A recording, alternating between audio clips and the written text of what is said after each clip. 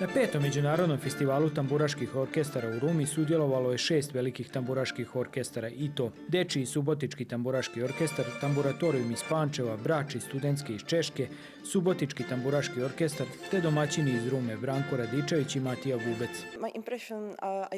Prvi put sam u Rumi i moje prve impresije su dobre, jer su ljudi ovde prijateljski nastrojeni. Zahvalni smo što smo pozvani i što možemo sudjelovati na ovom festivalu. Važno nam je svakako, mi smo bili prošle godine, prošle godine je bilo revijalno. Volimo podržimo ovaj festival jer je jedan od najstarijih festivala orkestarske tamburaške muzike kod nas.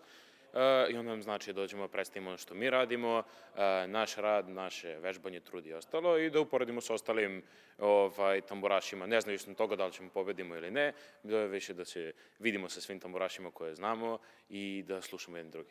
Ovaj festival je veoma važan za Subotički tamburaški orkestar, jer je Subotički tamburaški orkestar imao jedan od svojih prvih nastupa ovde pre 47 godina. Od tad je to za nas bilo obaveza, ali je draga obaveza svake godine da se tu pojavimo. Nažalost, jer prethodnih godina je bilo nekih izostanaka festivala zbog opravdanih razloga, ali svakako ne odbijamo učešće na festivalu, bez obzira da li je revijalni ili takmičarski. Nama je jako bitno učestvovanje na ovom festivalu, to je prosto i rumski festival i s obzirom da smo mi iz Rume, onda je jako bitno. HKPD Matija Gubec je i jedan od osnivača ovog festivala, tako da mi sa zadovoljstvom nastupamo svaki put na festivalu. Iako je festival mijenjao nazive, mjesto održavanja nije nikada i on se u Rumi održava od 1964. godine. Tamburaška muzika je vrlo avanzovala, vrlo napredovala koncertno. Ona nije više samo muzika koja je štimung. Tako da bit će mi drago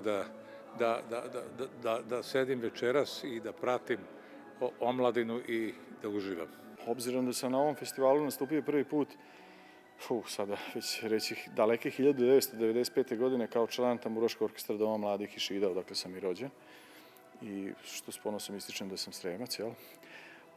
Mene za ovaj festival vežu stvarno divna sećanja, ali me na neki način to i da obavezuje da i dalje, bez obzira na puno poslova i obaveze koje imam, što profesionalno, što u privatnom životu, da i dalje budem deo ovog festivala.